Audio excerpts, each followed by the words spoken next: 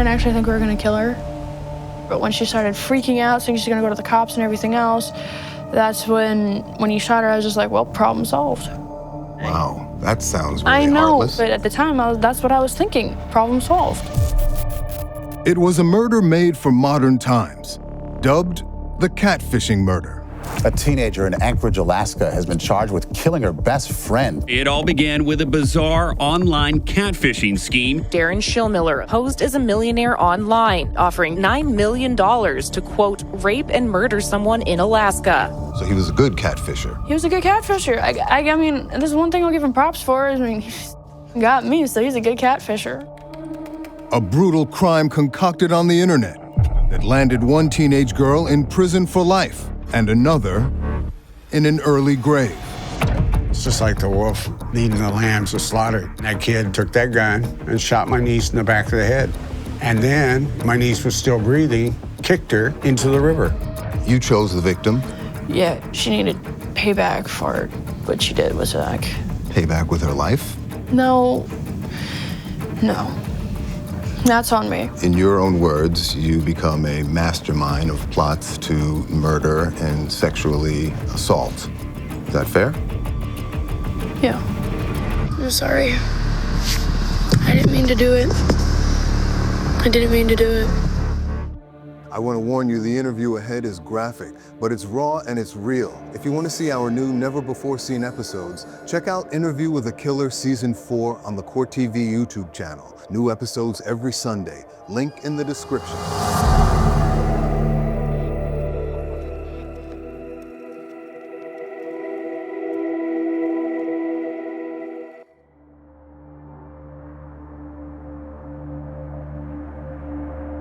Just outside Anchorage, Alaska, it's easy to find yourself awestruck by the thick forests and towering mountains that border the city's skyline.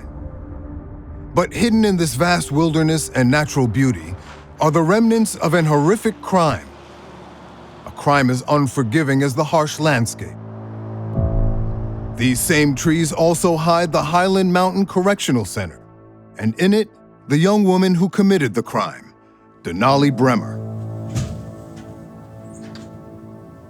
Good morning.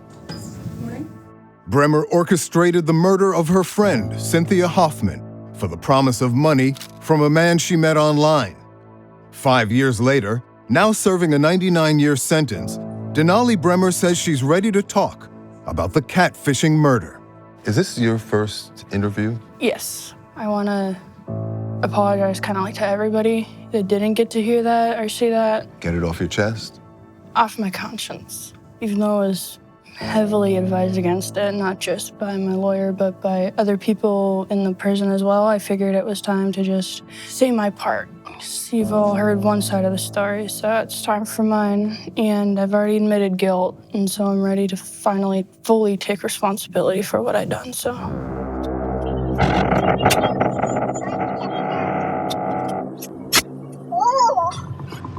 Brehmer says she's not the same person she was when she carried out the murder plot in 2019, and that she's finally ready to come clean. I'm here to try to learn whether either of those claims are true, and how a teenager could be drawn into a murder plot on the internet by a man she hardly knew.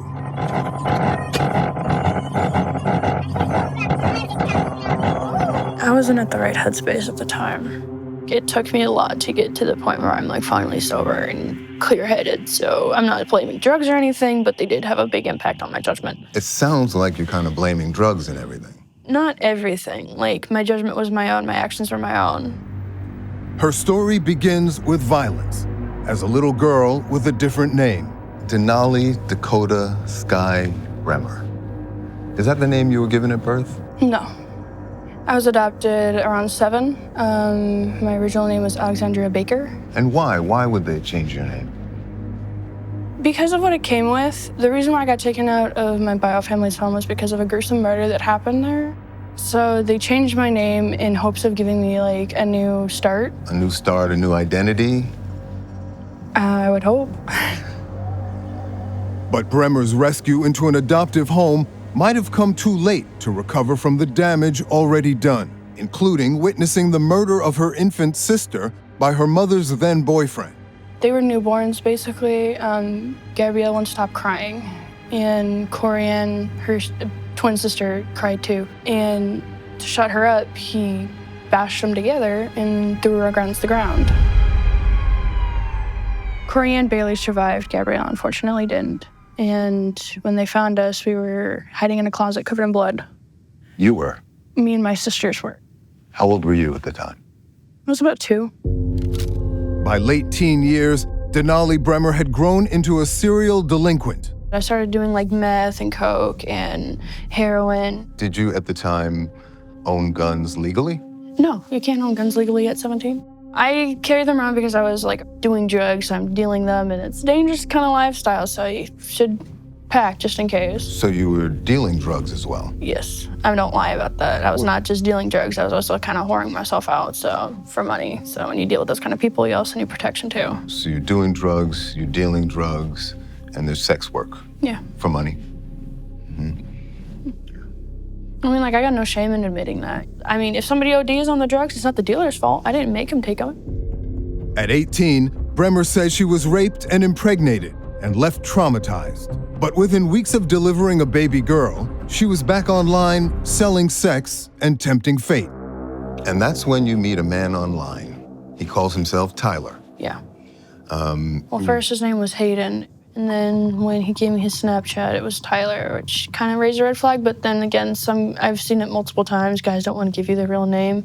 At one point, did he start asking you to do sexual things for money? I mean, that's kind of like how we met, was on the dating app. Hey, I'll do this for cash. If you want to know anything more, text me. So like, he knew right out the bat what I was up to, and so that's where I make my money. So he was sending me money for photos, He was paying you? For photos and videos, For yeah. photos and videos at that point. And I mean, like, I'm not gonna lie, he was paying me a lot.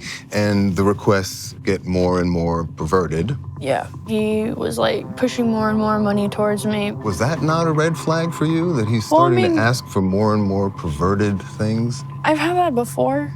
I'm not gonna lie, like a lot of guys have asked for it before. So it's not that outside of your prior experience, what I've been offered. I assume that he was not using his real picture.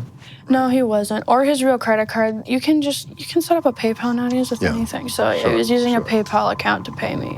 And he made some outlandish claims about his wealth, right? Yeah. About all of that. And did that seem plausible to you?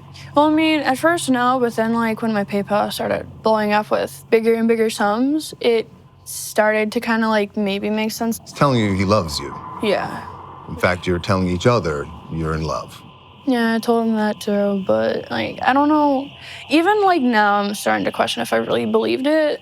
Like, I just think I just kept wanting him to get me easy money. Of course, Tyler wasn't who he appeared to be. In fact, he was 21-year-old Darren Schillmiller living in his grandparents' basement in Indiana. But it's also becoming evident to me that Denali Brehmer was no naive, unwitting victim of a bad online influence. In fact, at this stage in the interview, it's not clear to me who was the predator and who was the prey in this case of catfishing. Yeah, stop for a second. In this particular case, this is kind of goes both ways. You know, the typical catfishing tends to be a one-way deal. This is different in that they're playing each other, you know, and you don't see that in most situations. And so it makes it interesting from that standpoint, like you're playing me, I'm playing you. Let's see where this goes. Interesting. Former FBI agent Brad Garrett spent decades hunting down and interrogating some of America's most wanted. In this case, he sees two criminal minds simultaneously at work. I think he was playing somebody that looked a lot better than he did. He's great, he's attractive, he's rich. She sees a ticket here, a ticket of money, but in addition to that, I'm also getting attention, and this guy's good looking. So it's more like what I'm getting out of this, which tends to fit more of a personality of somebody that grew up desperate, that internalized their feelings, and now it's all about control of getting what I want, no matter what the outcome might be. She's now using him, despite the fact she's getting attention and maybe attracted to him and all that stuff, but she's working him. And he, in turn, was working her, offering her more and more money to photograph sex acts with adults and sex crimes with children, and soon, a murder. How much money are we talking about? $9 million. $9 million. Apparently. Did it not occur to you that he was playing you? Well, I mean, it was really hard because I did look up all the photos online. None of them came back as anything. I looked up the number. It was registered to the name he had given to me. Looked up the PayPal. It was registered to the name he was given to me. So he was a good catfisher. He was a good catfisher. I mean, there's one thing I'll give him props for. I mean, he's got me, so he's a good catfisher. Both predators had met their match and were about to conspire on a barbaric crime. Denali, how did murder first come up?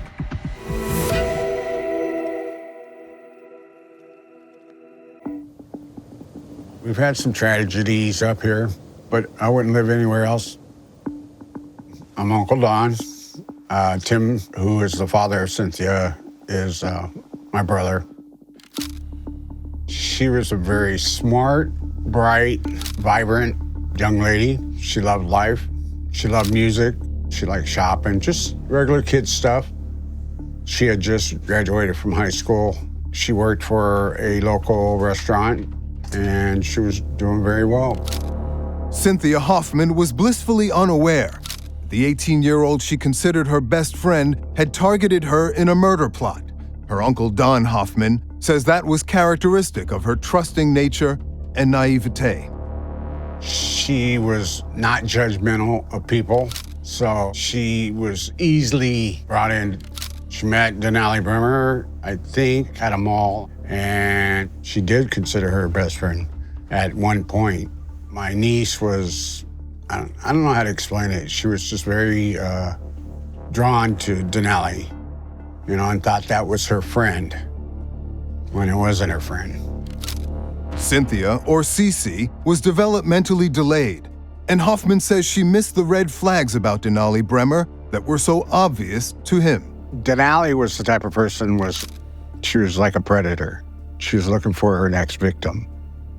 I had met her a couple times at Tim's house, and there was something about her that wasn't right. They were all sitting in the front room, and I'd met her, and then when I met her, I just kind of turned around and I just shook my head like, I can't believe that you're letting CC run around with these people. You just know them type of people. You knew that they were into drugs, into different things. And I told Tim that.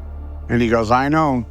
He goes, but Cynthia is an adult. She has the right to choose whoever she hangs out with. Give me my gun back. That is mine. But Denali Brehmer and her friends were very bad company. You judging them? Pig. You're a pig. 16-year-old Caden McIntosh would become her triggerman in the murder case. Soft safety. Caleb Leland was also in the mix, knowingly providing the vehicle used in the crime. And all the while, text messages show Darren Schillmiller, still posing online as Tyler, was tasking Brehmer, who's using the alias Angel, with vicious sex crimes involving minors in exchange for money. Soon he's dictating to you how he wants you to molest children.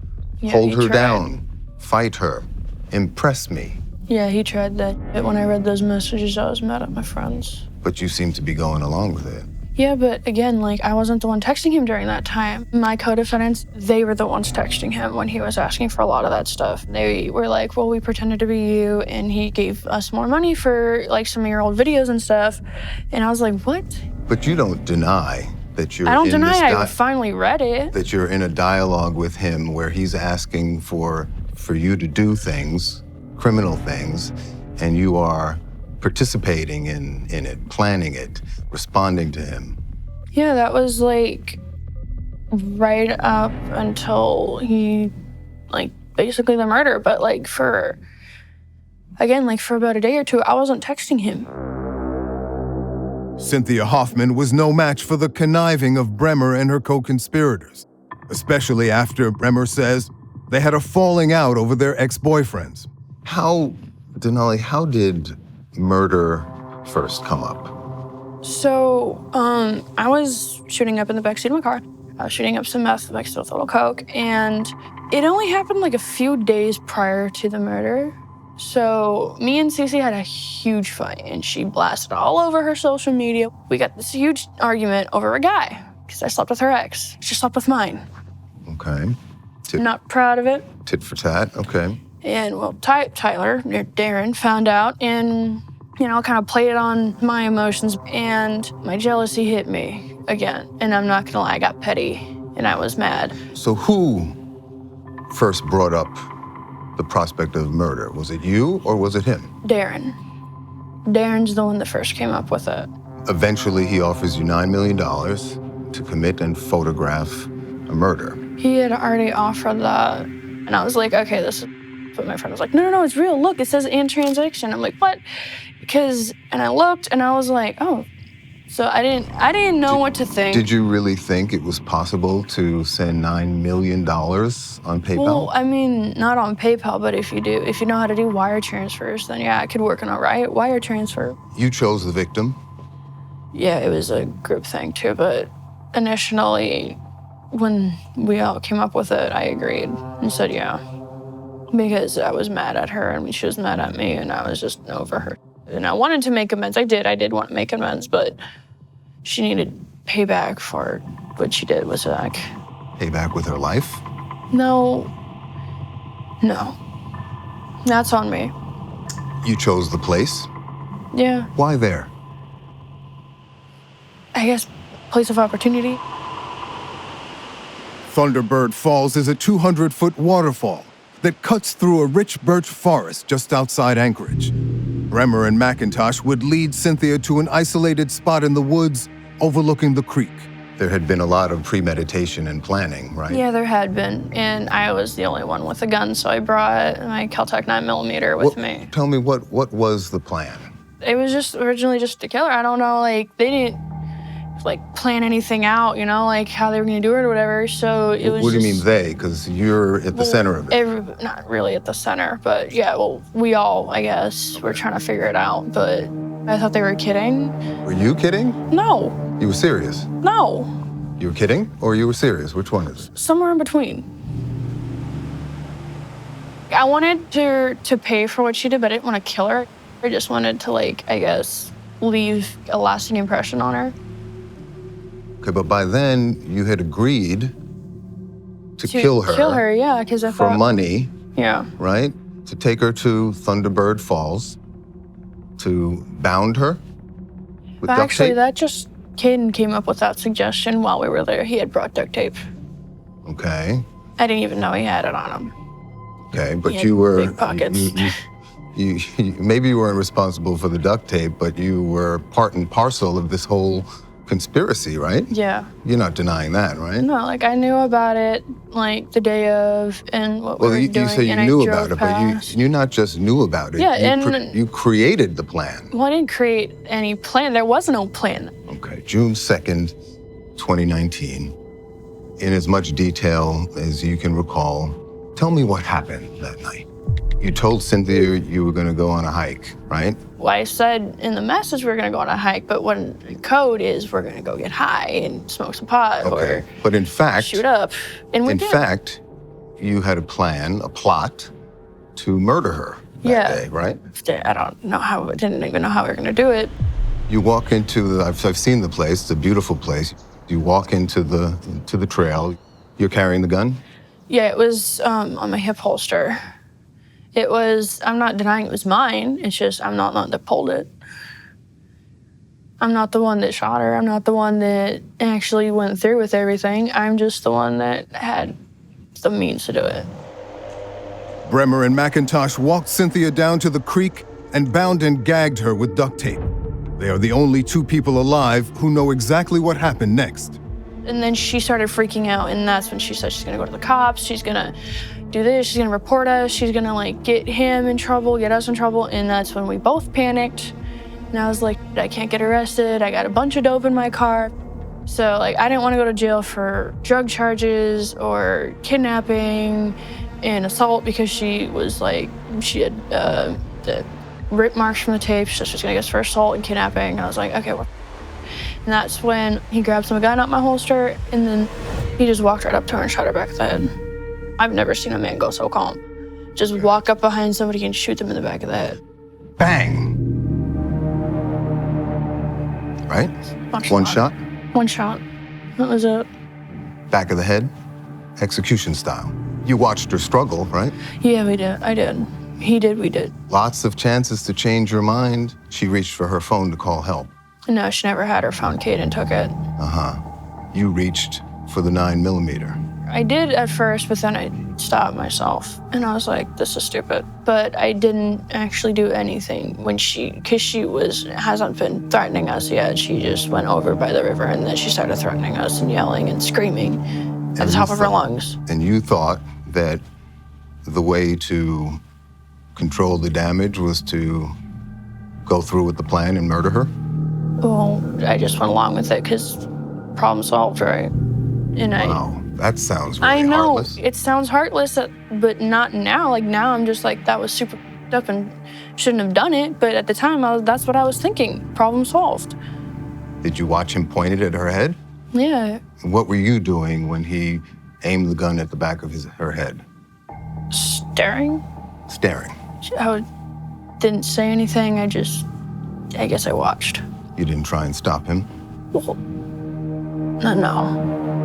There wasn't time to. I didn't scream, though. Did you watch him push her into the river? Did you see her twitching after the gunshot? I didn't want to look, but she wasn't moving at all. Did it occur to you at that point that you had just gone from troubled teen to teenage murderer? When we were in the car coming back, yeah. Not at that exact moment in time, no. In that exact moment in time, my only thought was, get out of here. Get out of here. Leave. Was there indication that Miss Brehmer had talked about killing Cece? Yes. In fact, during the messages, didn't she actually at some point say, I literally killed for you? Yes, she did.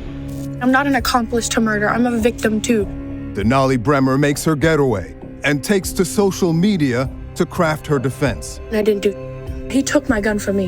He already threatened me a lot, and I don't want to die before I can testify against the mother who killed my friend.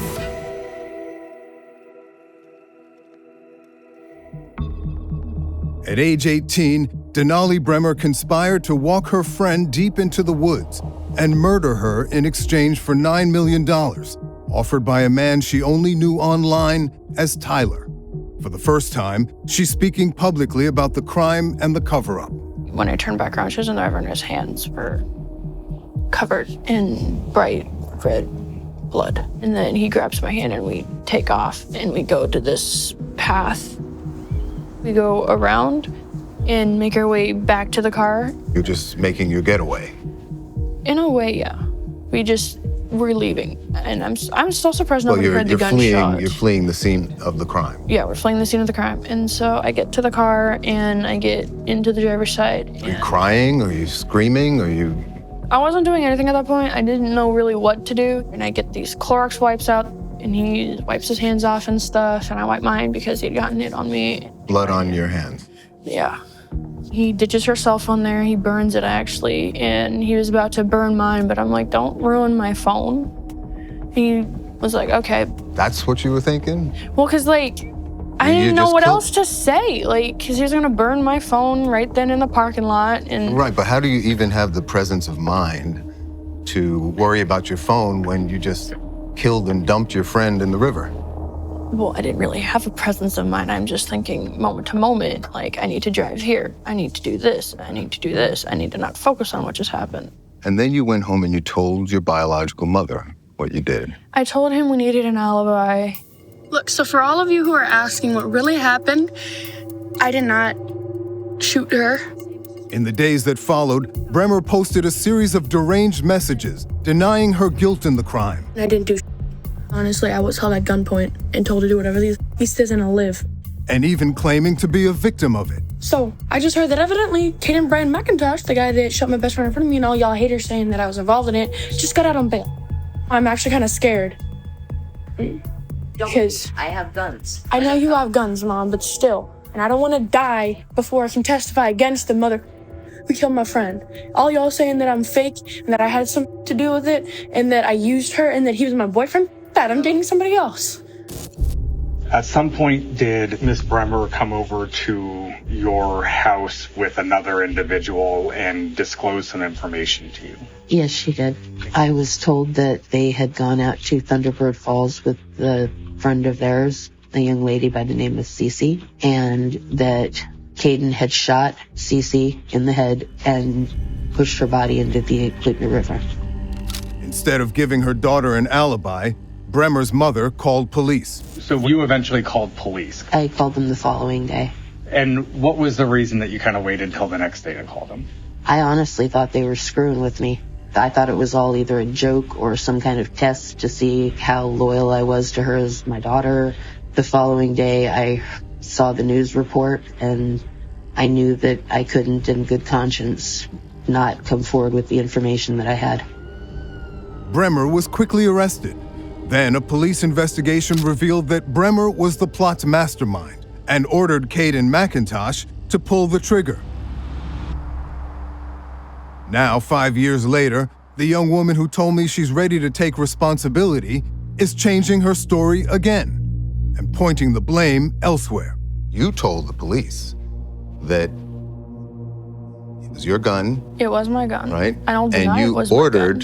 I didn't order him. You ordered the execution of Cynthia. No, I did not order him to do anything. We panicked. You didn't give him the gun and tell him to shoot her? No. Why'd you tell the police that? I again told them that because I was trying to protect Caden at first. Reading the record, it sounds like the opposite. Because at first, you were pointing the finger at him. Well, he did shoot her. And then you admitted that you ordered him to do it because you could not pull the trigger. No, I never, ordered him to do it. It sounds like you're now, after confessing to the police that you ordered him to shoot her, that you were the mastermind. It sounds like you're now backtracking and pointing the finger at others to reduce your culpability. That's what it sounds like. I'm not trying to fully do that. I'm just saying what really happened now. Even in the interview room, when I listen to my interview, you have this guy leading me just yes, you did this, you did this, you did this, you did this. And, gave, and I was like, I guess I did. Yeah, I did. You're claiming now that this was a false confession, coerced confession? Per certain details, yeah. Well, how about that? That's not a detail. That is the definition of first-degree murder. If you premeditated, planned the event. Well, we did premeditate and then plan it. And then ordered the execution of Cynthia Hoffman. So we did premeditate it, we did talk about it, and I guess we planned it in stupid ways, but I never ordered him to shoot her. That's the one thing that they and I myself got wrong. I'm sorry. I didn't mean to do it. In my own head, the way I see it is I didn't actually pull the trigger. I was just the catalyst. I was the thing that. Do you think that makes you any less a murderer? No, it doesn't make me any less a murderer. It just is something on my conscience that I didn't actually be the one to kill somebody.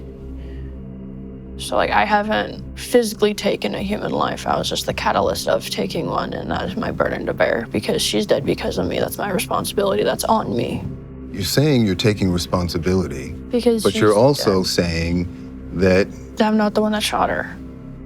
I don't know. There's just something that always gets me when people be like, well, you shot somebody. Well, no, I didn't. Everybody always tries to come up and say that, but I didn't actually shoot her. You did murder her, though. Yeah. So what's the difference? I don't know. I guess there's just a big difference with the physical part of actually doing it to somebody than being the one to make it happen. I don't know. For me, there's a difference between actually shooting somebody and being that, willing to do it. Because, I wasn't willing to do it, but he was. And you know that you yourself was willing to murder somebody. Yeah. Right. Denali, of course there's sympathy for a troubled teenage girl who suffers the kind of abuse that you did. But your crimes are so brutal, so depraved and premeditated that there's nothing that really explains, let alone excuses them. You agree with that?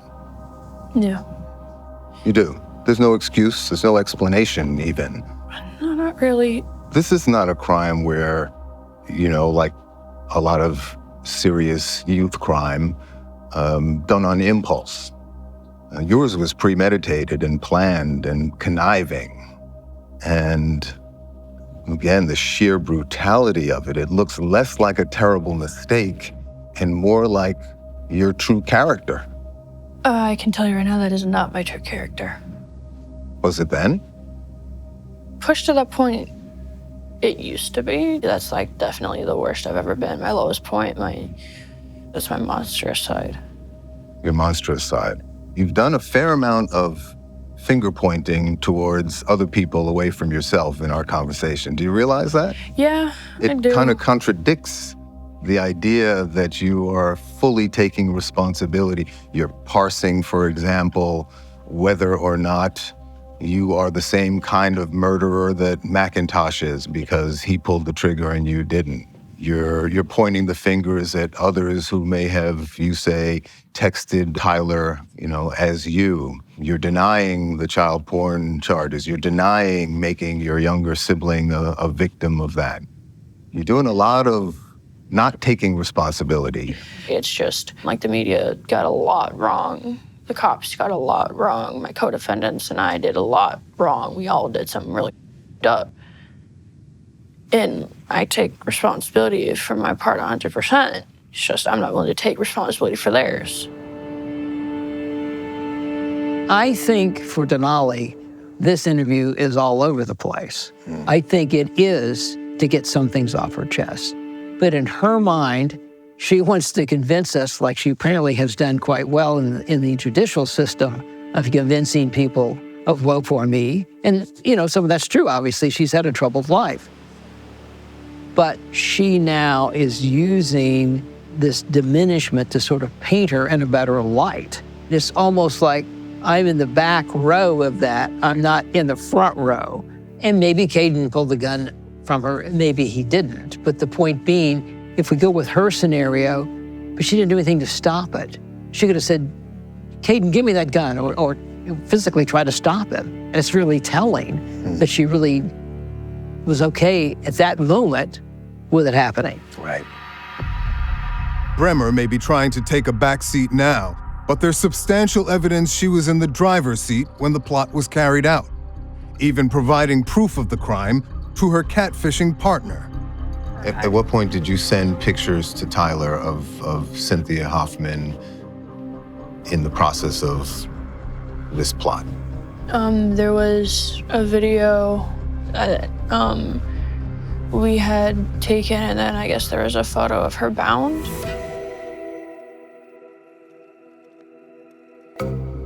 When Denali Brehmer agreed to accept the promise of millions from a man she met online to murder her teenage friend, the deal was predicated on photographic proof, and Brehmer delivered. At what point did you send pictures to Tyler of Cynthia Hoffman in the process of this plot? There was a video that we had taken, and then I guess there was a photo of her bound. And when did you send those? They had already been sent, like, right after I took them, right after he took them, right after. So after the murder? No. This was, like, right when... Before the murder? Yeah, this was when we were still down there. So as you were torturing her? Right. She was never really tortured. Well, she was... by so duct taping somebody against their will. She was willing. Like, he suggested Until she wasn't, right? Until she wasn't. Ultimately, Brehmer received no payment from her catfishing accomplice, Darren Schillmiller, who was also sentenced to 99 years by the state of Alaska. Schillmiller and Brehmer are also serving simultaneous 30-year federal sentences for child pornography. But none of that has deterred Brehmer from appealing to the state of Alaska to reduce her sentence. Doesn't justice require that you spend the rest of your life behind bars? People would say that, yes, it demands it, and I don't see myself getting out anytime soon. But you are working on an appeal to reduce your sentence.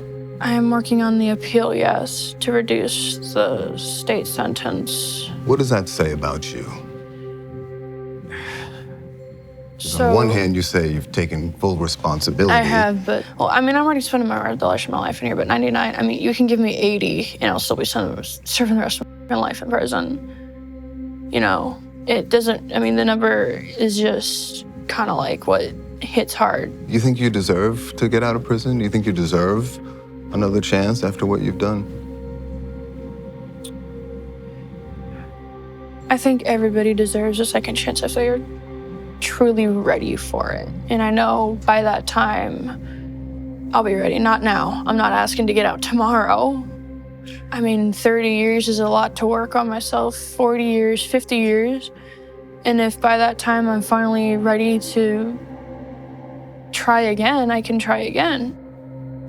Your letter to the judge, sentencing, contains, it seems like, some honest truths, but also a lot of platitudes, like you're just saying what you're supposed to say, right? No, I came up with that myself because I am committed to change. I'm committed to bettering myself. I'm trying every day to just do one good thing.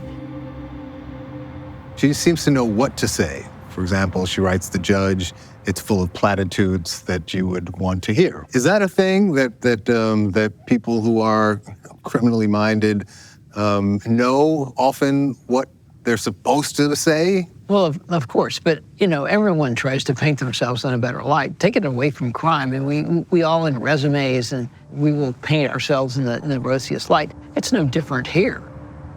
And obviously, one of the things that helps you in criminal cases is when you admit responsibility. If you say to them, I didn't do this, and I'm not taking responsibility for anything, you've now added onto your sentence, probably. Right. I'm sure most lawyers will counsel their clients to go that route. Some won't. She clearly has decided that that was the route to go. Brehmer's plea for leniency contained references to her troubled childhood and the phrase, hurt people, hurt people. There's truth to the phrase, hurt people, hurt people. Yes. But you must know that most hurt people don't do anything approaching the vicious crimes you committed. No. Right? I think your sister said it best. We all had really hard lives. And I feel like she took the wrong road with the wrong people, and now she's paying the ultimate cost. Wait, what sister? Brenna? Brenna said that? Yes. Like, I don't really know my sisters. I don't know Brenna, Rebecca, but or the point Corey, is, the point is that even your own siblings who went through a lot of the early trauma that you did, right? Even their verdict on you is that you chose this. You chose bad. I don't believe you were born bad, do you? No man is born evil. So you chose bad. Yeah, it's a choice. How do you account for that, Denali? Guilty.